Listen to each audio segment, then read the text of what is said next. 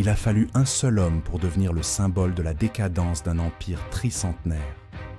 Un mystique sibérien dont le nom est devenu synonyme de corruption, de débauche et de manipulation.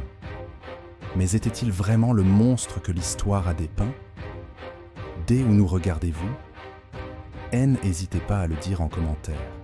Cela nous fait toujours très plaisir. Et pour nous soutenir gratuitement, vous pouvez aimer la vidéo et vous abonner à la chaîne.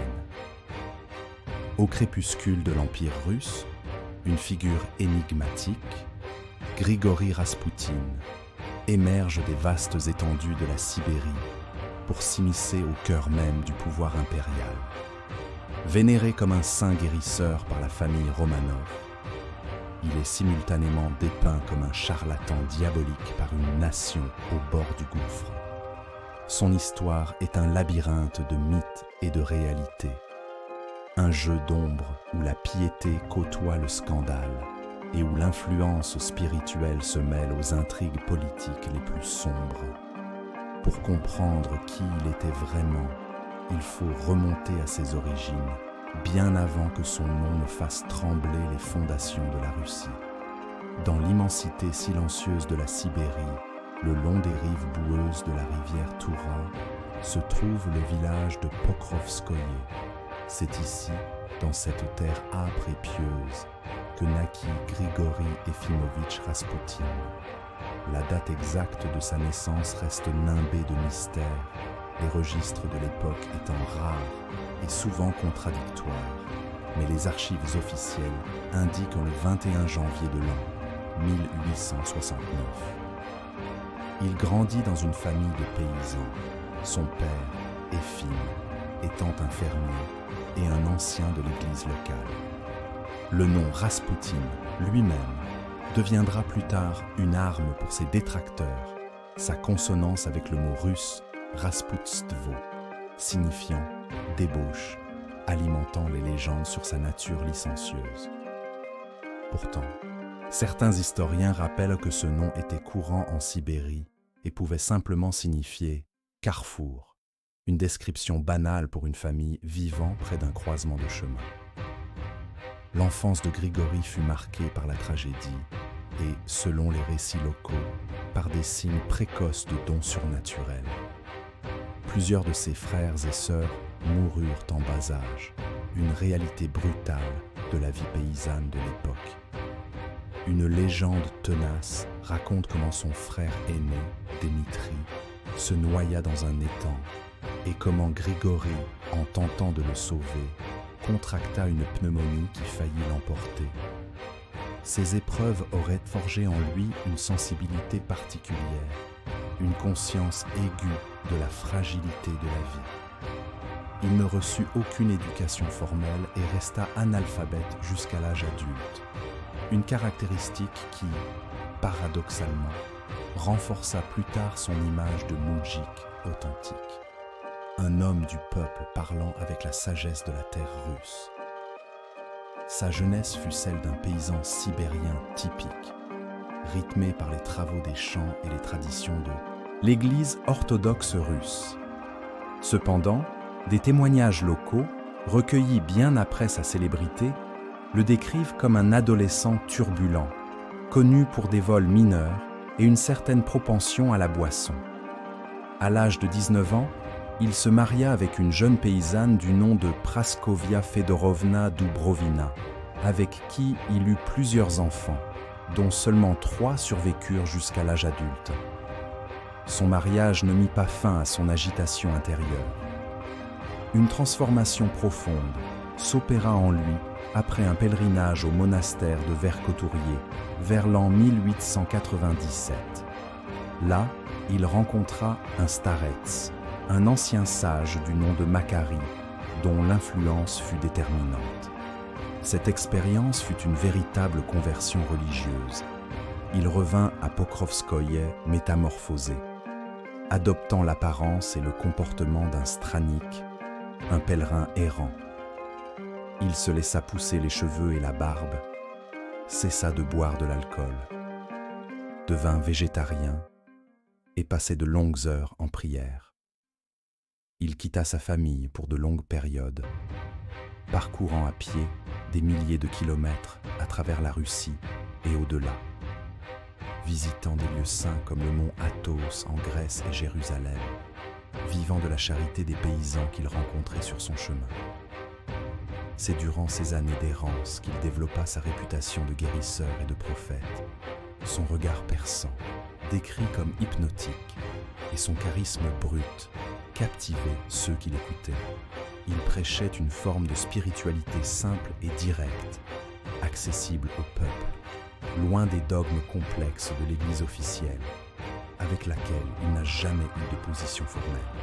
Ses enseignements étaient un mélange de préceptes orthodoxes et de croyances mystiques personnelles. D'après certaines sources, il aurait été en contact avec la secte des Clisties, un groupe de flagellants dont les rituels extatiques mêlant ferveur religieuse et épuisement physique étaient considérés comme hérétiques par l'Église. L'accusation de son appartenance à cette secte, qui prônait l'idée que le péché était nécessaire pour atteindre la grâce divine, le poursuivra toute sa vie, alimentant les rumeurs sur ses pratiques sexuelles débridées. De retour à Pokrovskoye, il rassembla autour de lui un petit cercle de fidèles, principalement des membres de sa famille et des voisins, qui se réunissaient pour prier dans une chapelle secrète qu'il avait aménagée dans la cave de son père. Sa renommée commença à dépasser les frontières de son village, attirant des pèlerins venus chercher ses conseils et ses prières. L'homme qui se dessinait alors était déjà une figure de contradiction, un paysan illettré, doté d'une profonde intuition psychologique, un homme de Dieu dont le comportement était parfois loin d'être sain. C'est ce personnage complexe, pétri des traditions mystiques de la vieille Russie, qui allait bientôt prendre la route de la capitale, ignorant encore que son destin était sur le point de basculer et d'entraîner avec lui celui de tout un empire.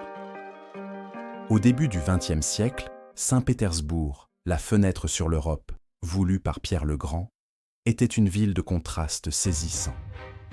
Capitale impériale scintillante, elle abritait une aristocratie francophone et sophistiquée, dont les salons bruissaient des dernières modes parisiennes et des débats philosophiques.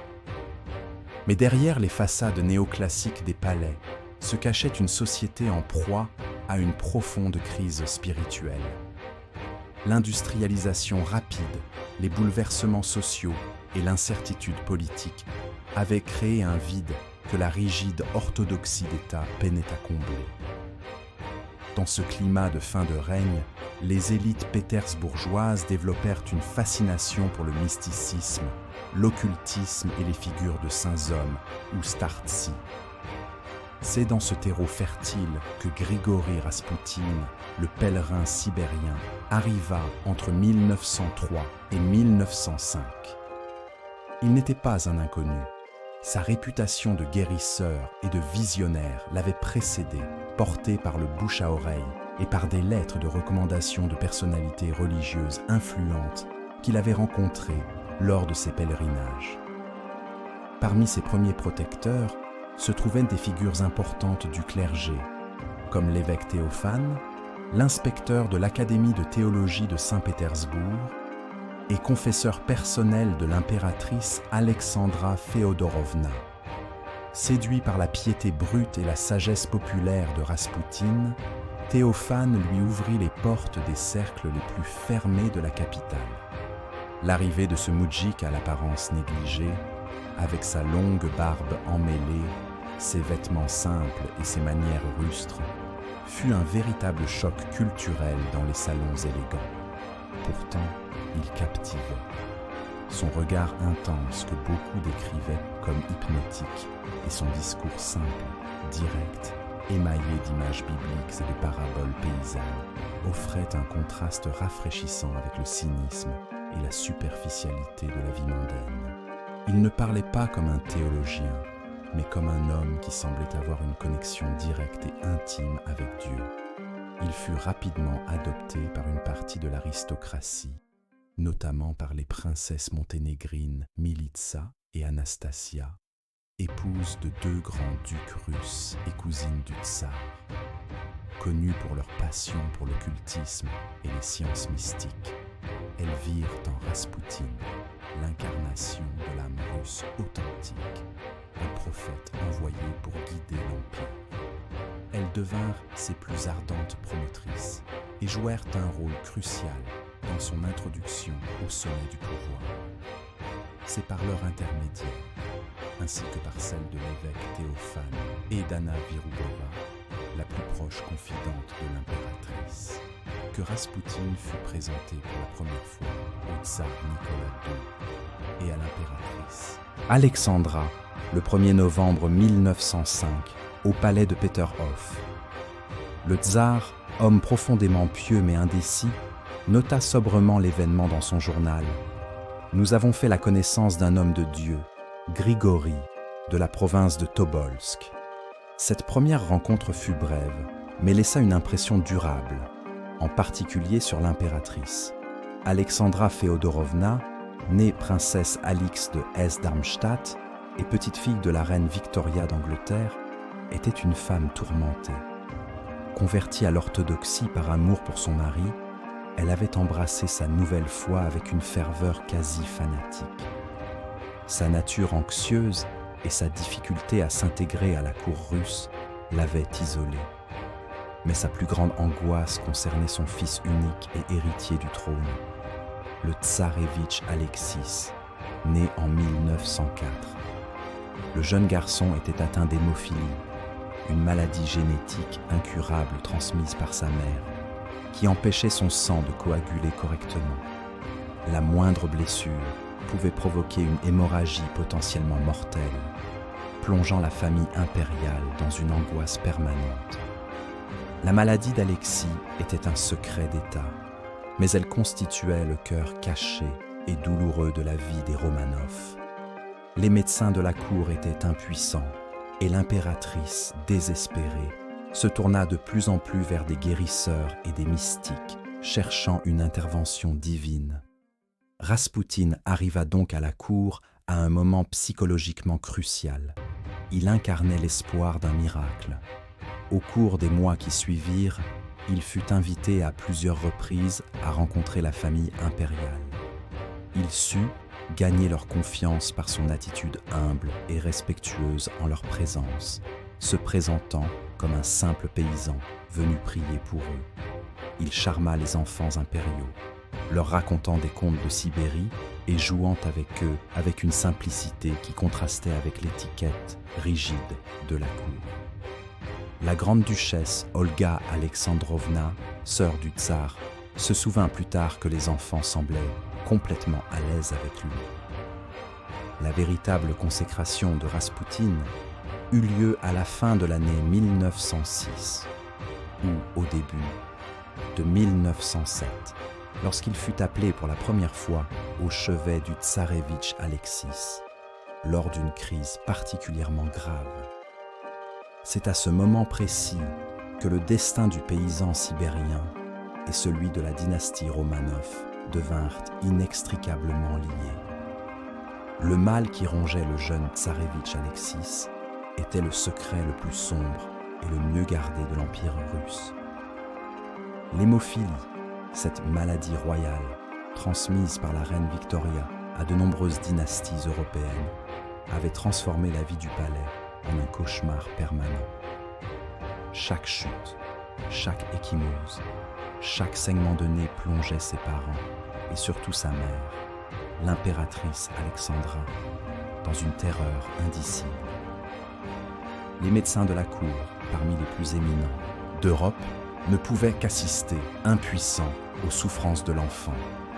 Leur traitement se limitait à l'application de glace et à l'immobilisation forcée, des méthodes qui n'avaient que peu d'effet sur les hémorragies internes qui provoquaient des douleurs atroces et un gonflement des articulations. Selon certaines sources, les médecins auraient même administré de l'aspirine, un médicament alors relativement nouveau, sans savoir que ses propriétés anticoagulantes ne faisaient qu'aggraver la situation. C'est dans ce contexte de désespoir médical et de détresse parentale que Grigori Raspoutine fit son entrée décisive. La première intervention documentée, ou du moins la plus célèbre, eut lieu à la suite d'une chute du jeune Alexis dans le parc du Palais. L'enfant développa une grave hémorragie interne à la jambe, qui devint terriblement enflée et douloureuse. Pendant des jours, il fut entre la vie et la mort, ses cris de douleur résonnant dans les couloirs du palais Alexandre. Les médecins ayant admis leur impuissance, Alexandra, sur les conseils de son amie Anna Virubova, fit appeler le staret sibérien. Raspoutine arriva au chevet de l'enfant, le regarda fixement, pria, puis, d'une voix calme et assurée, il dit à l'impératrice que l'enfant vivrait. Selon les témoignages, il aurait simplement touché le front du tsarévitch et lui aurait murmuré de dormir en paix. Contre toute attente, le lendemain, l'hémorragie cessa et l'état d'Alexis commença à s'améliorer de manière spectaculaire.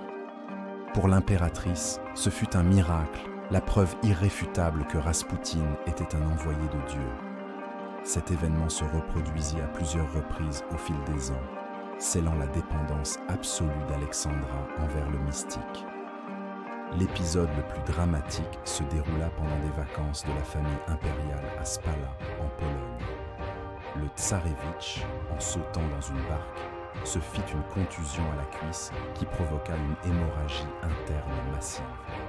Son état se détériora si rapidement que les médecins perdirent tout espoir.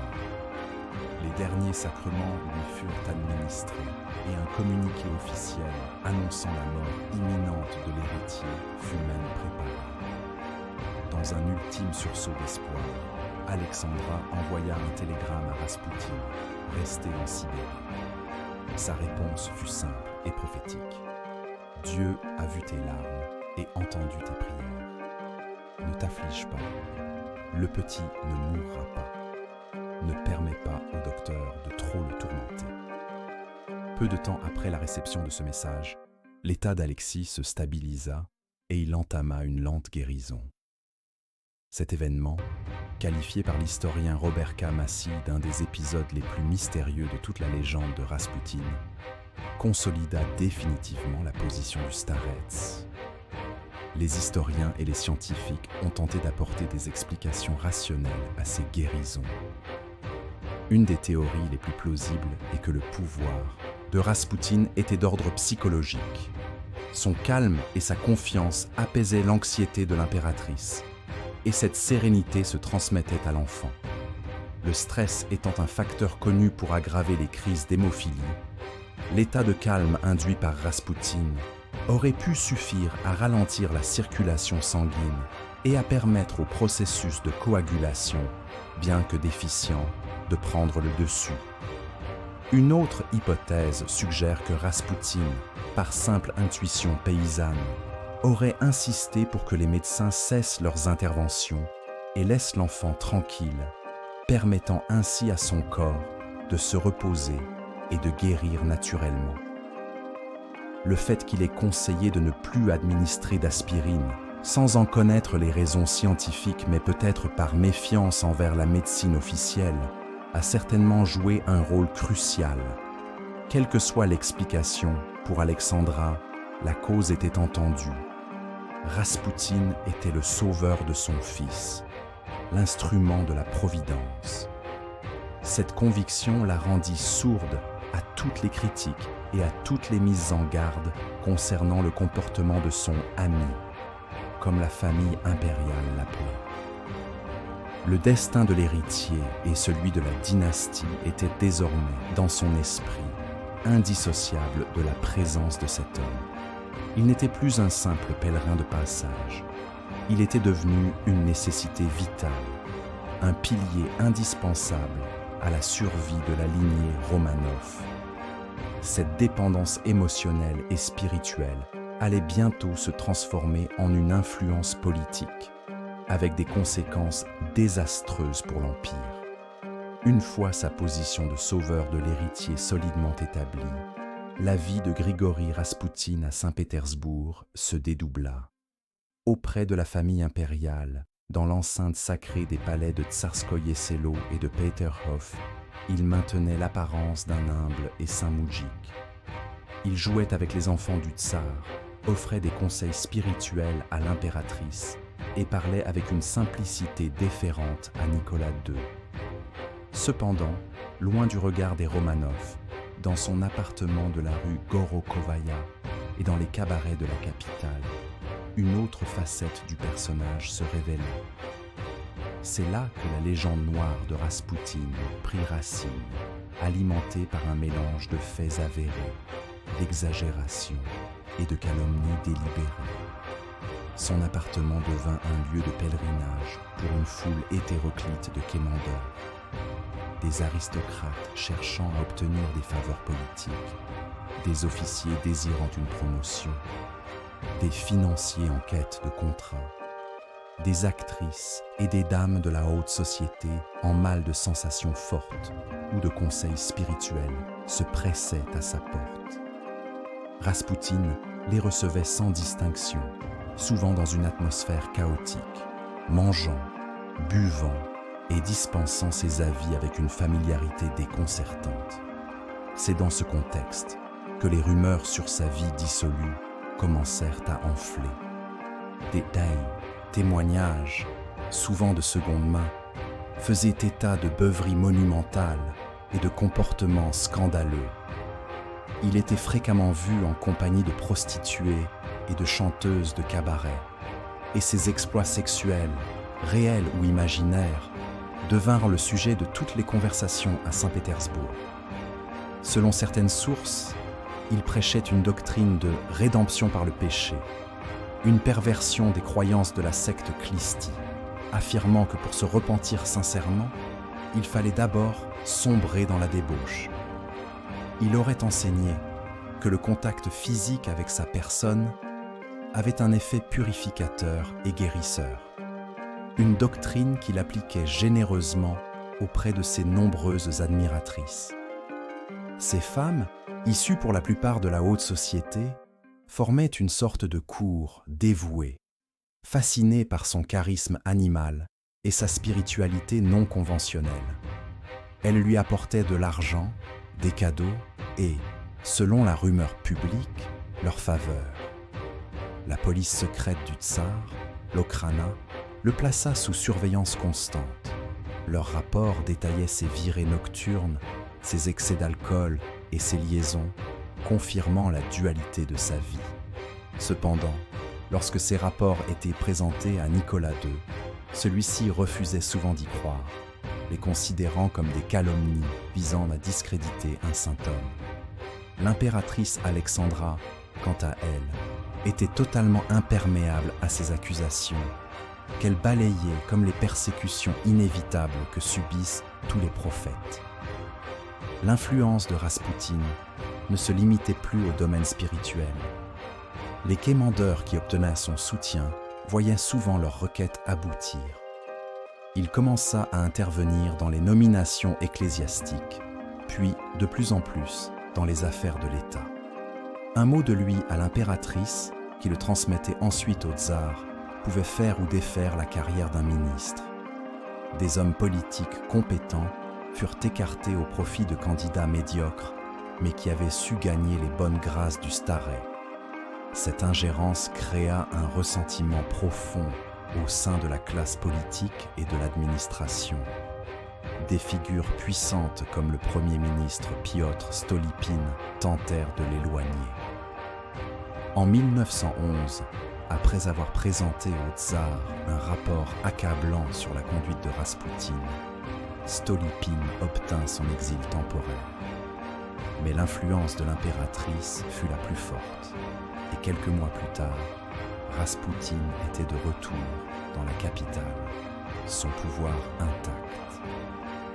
La propagande anti-raspoutinienne se déchaîna. Des pamphlets et des caricatures le dépeignaient comme une marionnette diabolique contrôlant le tsar et la tsarine, une araignée au centre d'une toile de corruption et de luxure.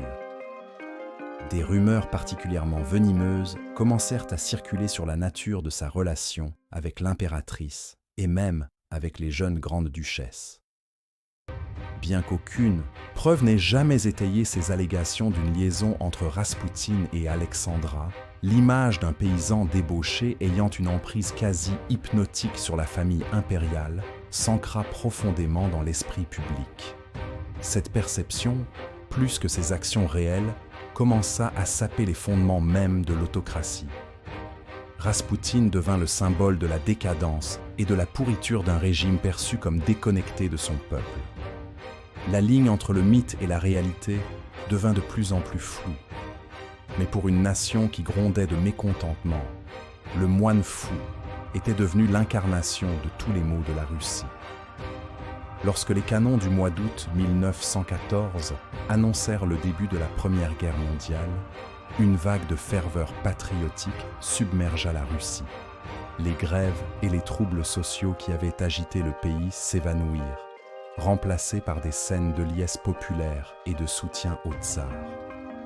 Le nom de la capitale, Saint-Pétersbourg, jugé trop germanique, fut russifié en Pétrograd. Dans cette atmosphère d'unité nationale, Grigori Raspoutine se trouva dans une position délicate.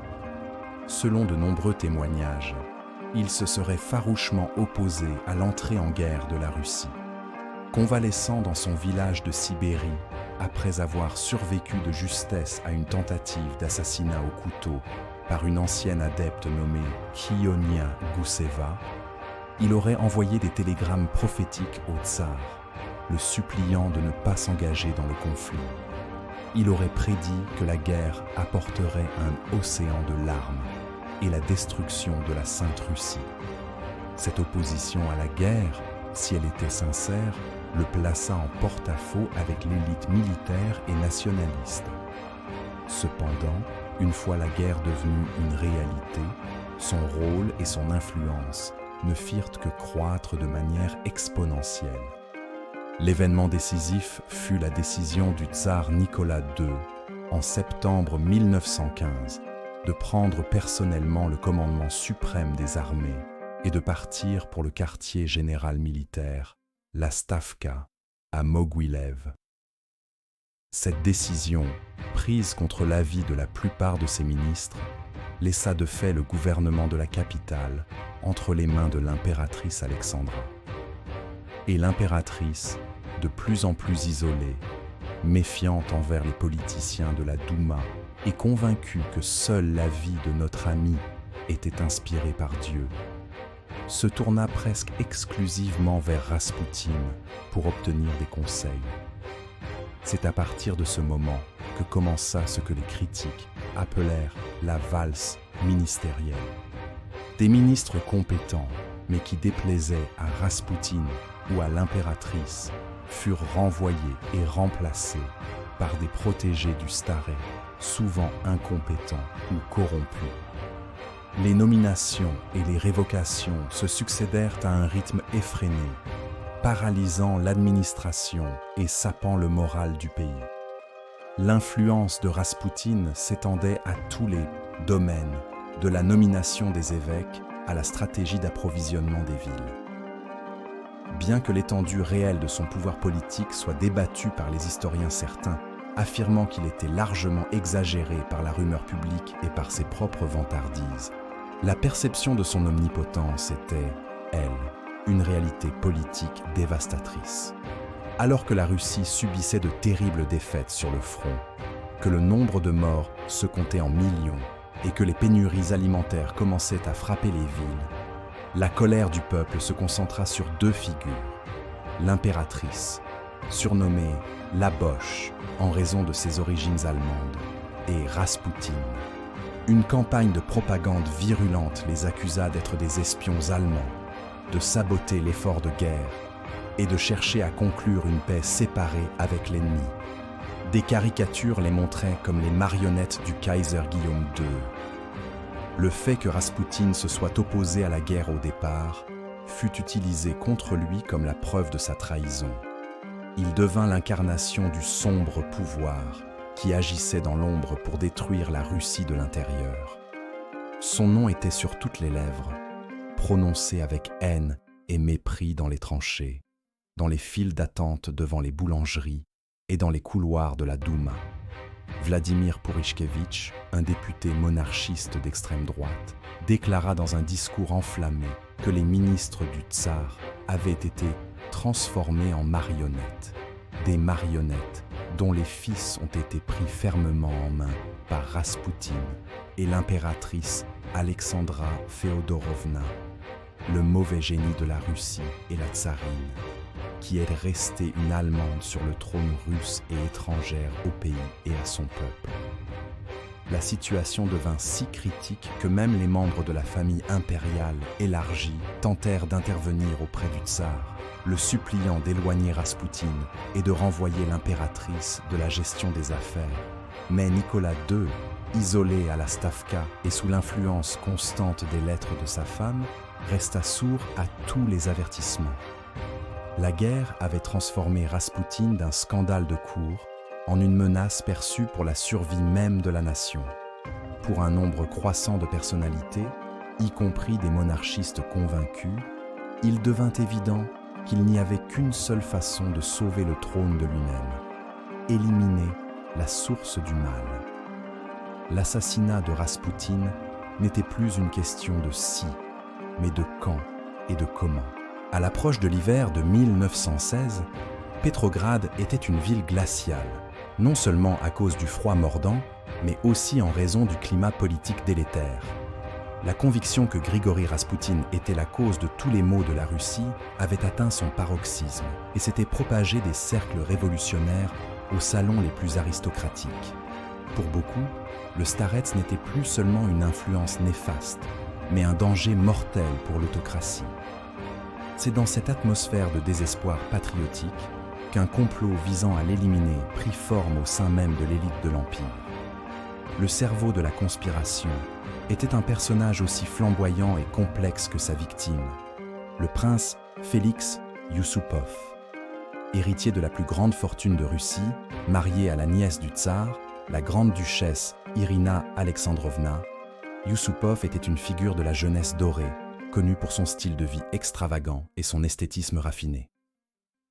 Ayant initialement approché Raspoutine dans l'espoir qu'il puisse guérir l'un de ses maux, il devint rapidement convaincu que le mystique était une force diabolique qui détruisait le pays et déshonorait la monarchie. Yusupov rallia à sa cause d'autres personnalités de premier plan. Le plus important d'entre eux était le grand-duc Dimitri Pavlovitch, un cousin du tsar. Sa participation donnait au complot une légitimité dynastique. Ce n'était pas une action de roturier, mais une tentative désespérée de membres de la famille impériale pour sauver la couronne. Le troisième conspirateur clé était Vladimir Purichkevitch, le député ultranationaliste de la Douma, dont les discours enflammés contre Raspoutine avaient en galvanisé l'opinion publique. Il apporta au groupe une détermination politique et une rhétorique patriotique. Deux autres hommes complétèrent le groupe, un lieutenant de l'armée, Sergueï Soukotine, et un médecin, Stanislas Lazovert, dont le rôle serait de procurer le poison. Le plan, élaboré au cours de plusieurs semaines, était d'attirer Raspoutine dans un guet-apens mortel. Le lieu choisi fut le somptueux palais de Yusupov, sur le quai de la Moïka, l'une des résidences les plus luxueuses de la capitale.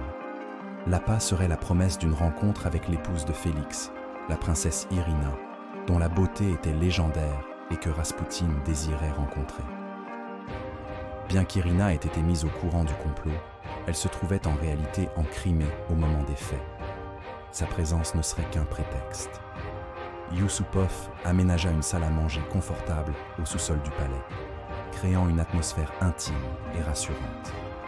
Il expliqua à Raspoutine que le bruit d'une fête à l'étage les obligerait à attendre dans cette pièce pour plus de tranquillité avant que la princesse ne les rejoigne.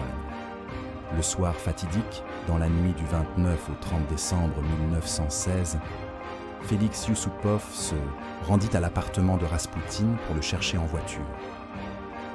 Le starets, méfiant après de nombreuses menaces et une précédente tentative d'assassinat, hésita, mais finit par se laisser convaincre par la perspective de rencontrer la belle Irina. Arrivés au palais de la Moïka, les deux hommes descendirent au sous-sol. Les autres conspirateurs attendaient à l'étage, écoutant nerveusement la conversation en contrebas. C'est là que le récit des événements, principalement basé sur les mémoires sensationnalistes de Yusupov lui-même, entre dans la légende. Yusupov offrit à Raspoutine des gâteaux et du vin de Madère, dans lesquels le docteur Lazover avait prétendument injecté une dose massive de cyanure de potassium. Raspoutine, après avoir refusé, finit par manger plusieurs gâteaux et boire plusieurs verres de vin. Les conspirateurs attendaient, s'étonnant de l'absence d'effet du poison. Des heures passèrent. Raspoutine semblait indemne, demandant même à Yusupov de jouer de la guitare pour le distraire. L'échec apparent du poison plongea Félix Yusupov dans un état de panique. Il monta à l'étage pour consulter ses complices, prit le revolver du grand-duc Dimitri, puis redescendit. Trouvant un prétexte, il demanda à Raspoutine de regarder un crucifix en cristal et, alors que le staret se tournait, il lui tira une balle dans la poitrine. Le récit qui suivit, tel que raconté par les assassins, défie l'entendement et a contribué à forger le mythe de l'immortalité diabolique de Raspoutine. Le coup de feu retentit, étouffé par les murs épais du sous-sol du palais Yusupov. Grigori Raspoutine s'effondra sur une peau d'ours, apparemment mort. Les conspirateurs, soulagés, descendirent de l'étage pour constater le succès de leur entreprise. Le grand-duc Dimitri Pavlovitch, le député Vladimir Pourishkevitch et le lieutenant Soukotine se rassemblèrent autour du corps inerte. Pour créer un alibi et faire croire que Raspoutine était rentré chez lui ce soir-là, Soukotine enfila le manteau et le chapeau de la victime et, accompagné du grand-duc Dimitri, partit en voiture vers l'appartement de la rue Gorokovaya, prévoyant de revenir plus tard pour se débarrasser du corps. Pendant ce temps, Félix Yusupov, dans un état de grande agitation nerveuse, resta seul au palais. Poussé par une impulsion morbide ou par le doute, il redescendit au sous-sol quelque temps plus tard pour s'assurer que Raspoutine était bien mort. C'est à ce moment que, selon le récit de Yusupov, l'horreur commença.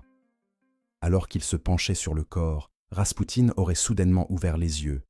Avec une force surhumaine, il se serait relevé en poussant un cri rauque, aurait agrippé Yusupov à la gorge et, dans un effort désespéré, se serait traîné en rampant vers l'escalier menant à la cour intérieure du palais. Terrifié, Yusupov se dégagea et s'enfuit en hurlant à l'étage, criant que Raspoutine était toujours vivant. La scène qui suivit fut chaotique. Raspoutine, ensanglanté mais animé d'une vitalité effrayante, parvint à ouvrir une porte et à s'effondrer dans la cour enneigée, criant « Félix, Félix, je dirai tout à la tsarine !» Au même moment, Pourishkevitch, alerté par les cris de Yusupov, se précipita à une fenêtre. Voyant la silhouette de Raspoutine se mouvoir dans la neige, il fit feu à plusieurs reprises, avec son propre pistolet. La première balle le manqua, puis une deuxième l'atteignit à l'épaule. Raspoutine tomba, mais tenta encore de se relever. Une troisième balle le toucha à la tête, le faisant s'écrouler définitivement dans la neige.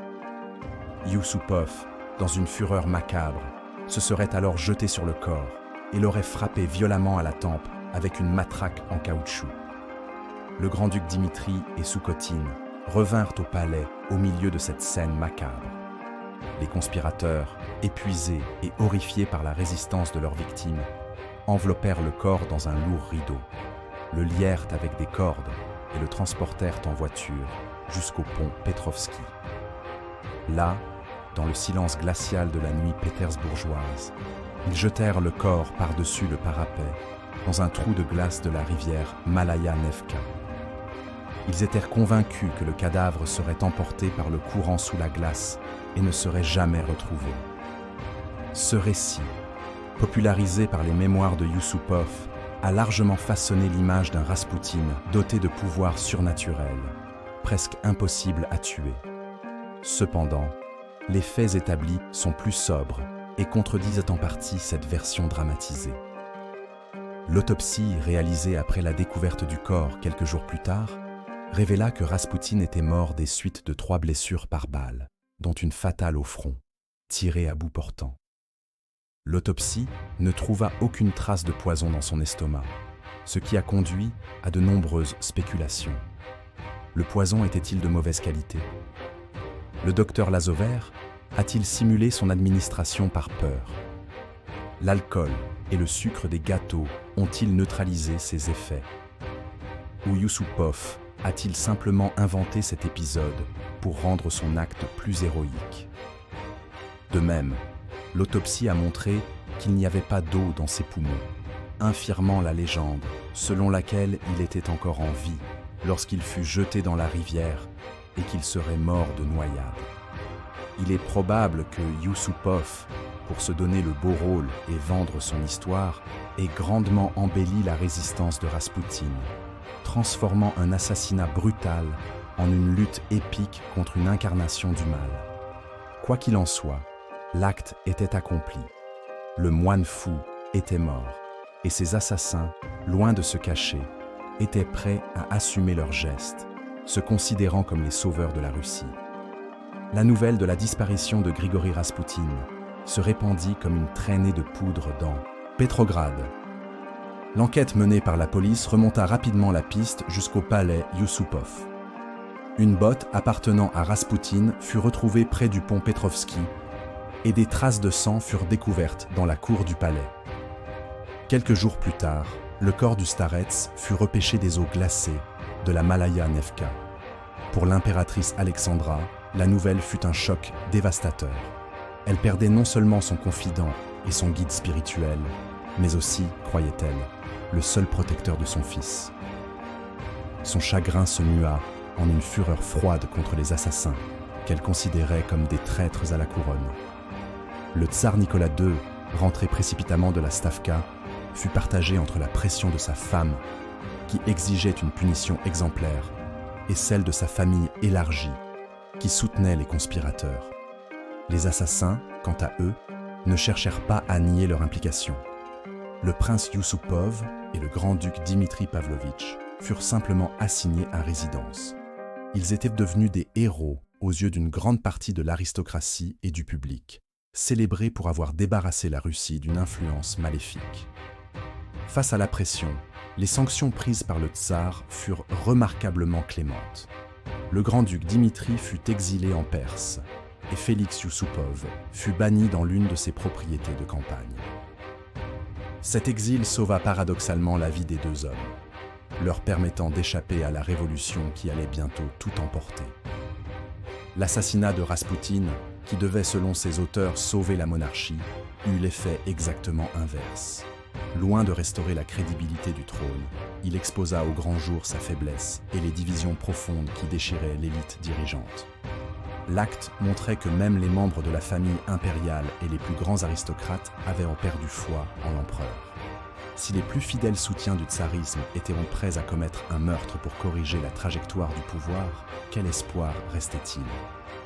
L'impératrice, privée de son ami, se replia encore plus sur elle-même, se murant dans son chagrin et sa méfiance, et renforça sa détermination à défendre l'autocratie absolue. Le vide laissé par Raspoutine ne fut comblé par aucune réforme, par aucun geste d'ouverture. Au contraire, le régime semblait plus paralysé que jamais. Pendant ce temps, les prophéties que Raspoutine aurait laissées derrière lui commençaient à circuler. Dans une lettre supposément adressée à la tsarine, il aurait écrit « Je sens que je quitterai la vie avant le 1er janvier. Si je suis tué par des assassins ordinaires, et surtout par mes frères les paysans russes, toi, tsar de Russie, tu n'auras rien à craindre, tu resteras sur ton trône. Mais si je suis tué par des boyards, des nobles, alors sache que leurs mains resteront souillées de mon sang, et pendant 25 ans, ils ne pourront laver mon sang de leurs mains. Ils devront quitter la Russie. Aucun membre de ta famille ne restera en vie plus de 2 ans. » Réelle ou apocryphe, cette prophétie se révéla d'une exactitude effrayante. Moins de 3 mois après la mort de Raspoutine, en mars 1917, la révolution de février éclata. Les pénuries alimentaires, le mécontentement face à la guerre et l'effondrement de l'autorité du gouvernement provoquèrent des émeutes à Pétrograd. L'impensable se produisit. Les régiments de la garde refusèrent de tirer sur la foule et fraternisèrent avec les manifestants. En quelques jours, le pouvoir impérial s'effondra. Nicolas II, isolé et sans soutien, fut contraint d'abdiquer, mettant fin à 3 siècles de règne de la dynastie Romanov. La famille impériale fut placée en résidence surveillée, leur destin désormais entre les mains du gouvernement provisoire, puis des bolcheviks qui prirent le pouvoir en octobre. L'assassinat de Raspoutine n'avait pas été la cause de la révolution, mais il en fut le prologue, le dernier acte d'une tragédie qui révélait que le régime était pourri de l'intérieur et incapable de se sauver lui-même. Après l'abdication du tsar en mars 1917, la figure de Grigori Raspoutine, bien que mort, continua de hanter la Russie. Pour les révolutionnaires, il était le symbole parfait de la corruption morale et spirituelle de l'ancien régime. Son histoire, embellie et déformée, devint un outil de propagande puissant pour justifier la chute de la monarchie. L'un des premiers actes du nouveau gouvernement provisoire fut de créer une commission d'enquête extraordinaire pour l'investigation des abus de l'ancien régime. Une grande partie de ces travaux se concentra sur le rôle de Raspoutine. Des centaines de témoins furent interrogés, de simples citoyens aux plus hauts dignitaires. La commission chercha à prouver l'étendue de sa trahison, ses liens supposés avec l'Allemagne et son contrôle absolu sur la famille impériale. Cependant, malgré tous leurs efforts, les enquêteurs ne trouvèrent aucune preuve concluante d'espionnage ou d'une conspiration politique organisée. Leur rapport final conclut que l'influence de Raspoutine, bien que pernicieuse, tenait plus de l'intrigue de cour et de la manipulation personnelle que d'un complot contre l'État. Parallèlement, le destin posthume de son corps connut une fin tout aussi tourmentée que sa vie.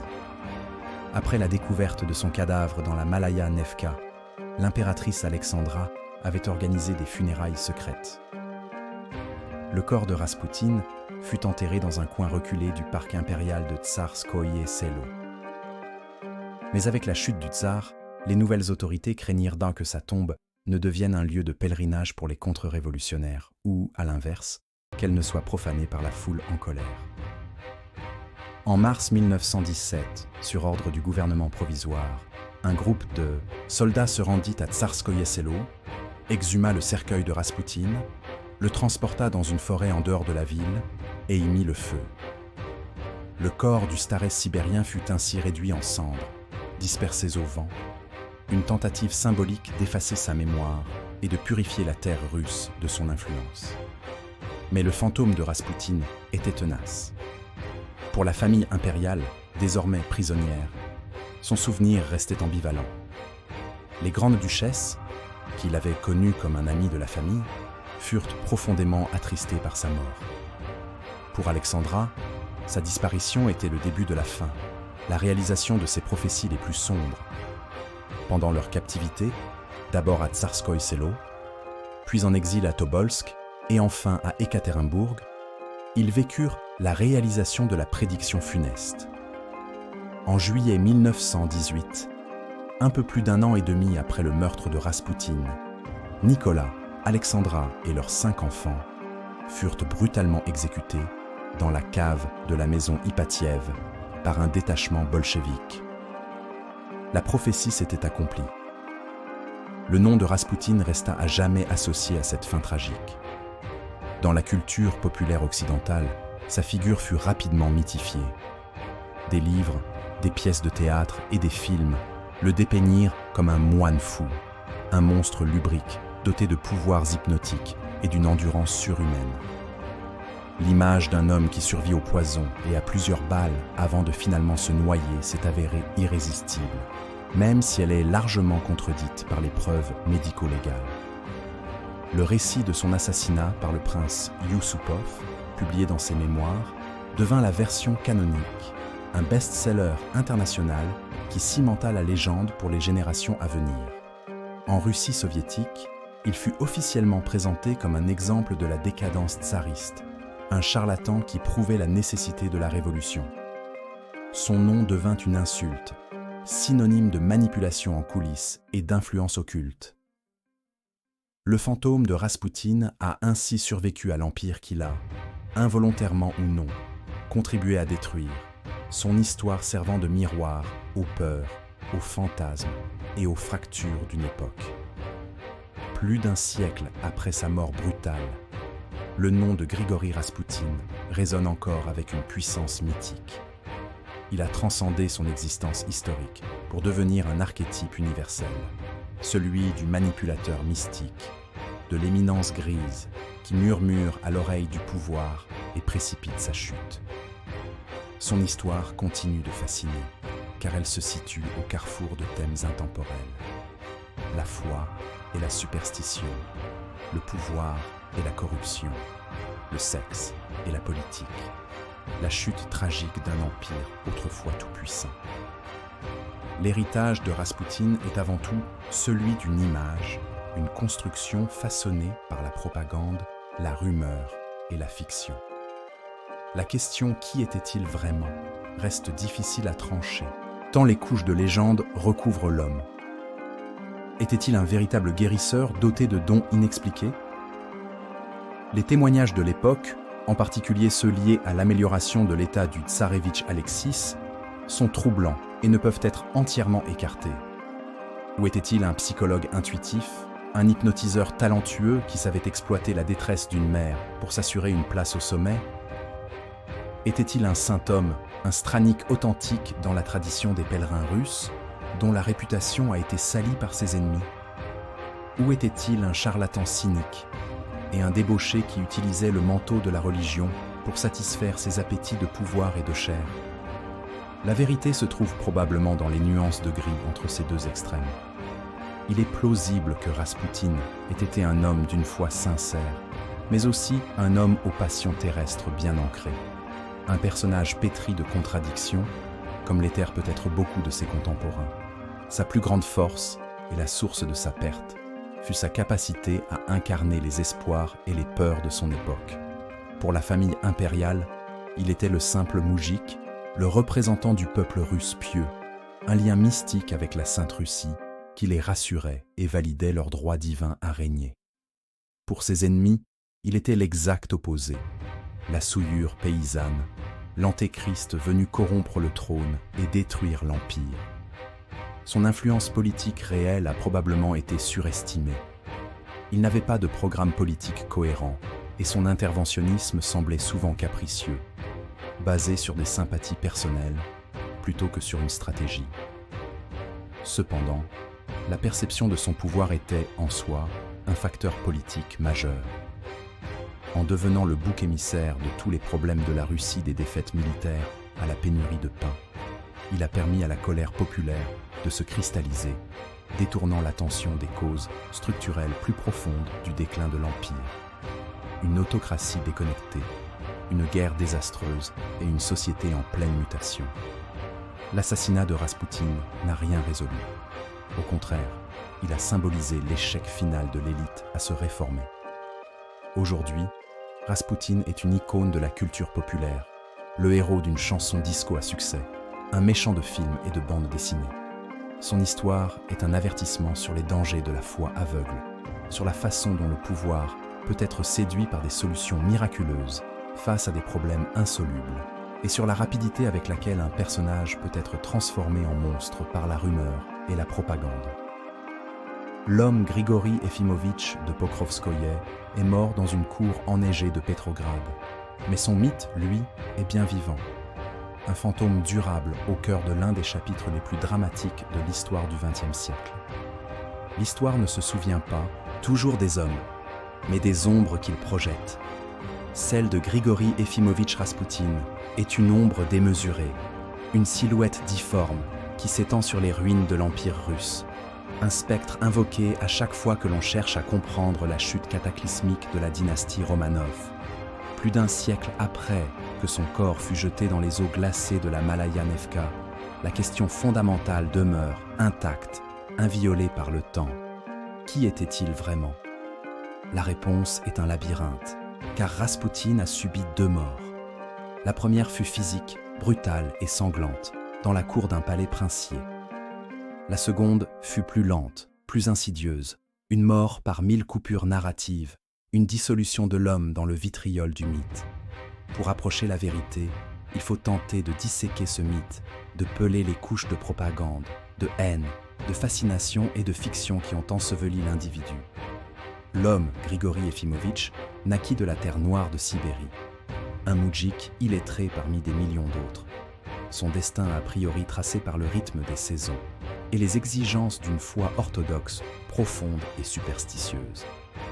Il était un produit de la Sainte Russie, cette entité mystique et paysanne que les élites de Saint-Pétersbourg aimaient fantasmer, mais ne comprenaient plus. Sa quête spirituelle, qui le transforma en stranique, en pèlerin errant, semble avoir été authentique. Il parcourait des milliers de kilomètres, vivant de charité, priant dans des monastères, développant une spiritualité personnelle, un lien direct avec Dieu qui court-circuitait les hiérarchies et les dogmes de l'Église officielle. Son charisme était indéniable. Tous les témoignages, même ceux de ses pires ennemis, s'accordent sur la puissance hypnotique de son regard, sur la force de conviction qui émanait de sa voix simple et de ses paraboles paysannes. Il possédait une intuition psychologique remarquable, une capacité à lire les âmes, à sonder les angoisses et les désirs cachés de ses interlocuteurs. C'est cet homme qui arriva dans la capitale, non pas comme un conquérant, mais comme un pèlerin parmi d'autres. Le mythe, lui, est une créature bien différente, un golem assemblé de toutes pièces par les peurs et les désirs d'une société en pleine décomposition. Il y eut d'abord le mythe forgé par ses protecteurs. Pour l'impératrice Alexandra, désespérée par la maladie incurable de son fils, Raspoutine ne pouvait être qu'un saint, un envoyé de Dieu. Chaque rémission du tsarévitch devenait un miracle, chaque parole du starez une prophétie. Elle et son cercle rapproché projetèrent sur lui leurs espoirs et leur foi, le drapant d'une aura de sainteté qu'il accepta volontiers. Il devint pour eux l'incarnation du peuple russe pieux, un gage que Dieu était toujours aux côtés de l'autocratie. Mais le mythe le plus puissant, celui qui a survécu, fut celui forgé par ses ennemis. Pour la classe politique, les intellectuels, l'aristocratie et les révolutionnaires, il était l'antithèse parfaite, le paysan sale et débauché souillant la pureté du trône, l'illettré conseillant un empereur, le mystique obscurant les lumières. Il devint une explication simple et terriblement efficace à une situation complexe et désespérée. Pourquoi la Russie perdait-elle la guerre? À cause de Raspoutine, l'espion allemand qui manipulait la tsarine d'origine allemande. Pourquoi le gouvernement était-il incompétent? Parce que Raspoutine nommait des ministres corrompus et ineptes. Pourquoi la famille impériale était-elle si déconnectée de la réalité? Parce qu'elle était sous l'emprise hypnotique d'un moine fou. Raspoutine devint un bouc émissaire d'une puissance inégalée. On lui prêta une vie sexuelle orgiaque, des pouvoirs occultes, un contrôle absolu sur le couple impérial. Chaque rumeur, chaque caricature dans la presse clandestine, chaque pamphlet ajoutait une nouvelle couche de peinture monstrueuse à son portrait. La vérité de ses actions importait moins que la perception de son influence. Son pouvoir politique réel était probablement plus limité et chaotique que ne le prétendait la légende. Il n'avait pas de grande stratégie, mais agissait par caprice, par sympathie, par favoritisme. Son véritable impact ne fut pas de diriger la Russie, mais de faire croire à tout le monde qu'il la dirigeait. Et cette croyance, à elle seule, fut suffisante pour détruire ce qui restait de la légitimité et du prestige de la monarchie. Son assassinat fut la conclusion logique de ce mythe. Ces meurtriers, des aristocrates se considérant comme les ultimes patriotes, ne tuèrent pas un homme. Ils cherchaient à abattre un symbole, à purifier l'Empire en sacrifiant l'incarnation du mal. L'histoire de sa mort, racontée par Félix Youssoupov dans des mémoires sensationnalistes, fut le couronnement de sa légende. L'homme qui survit au poison, qui se relève après une balle dans le cœur, qui continue de se battre jusqu'à son dernier souffle sous l'eau glacée, n'est plus un être humain.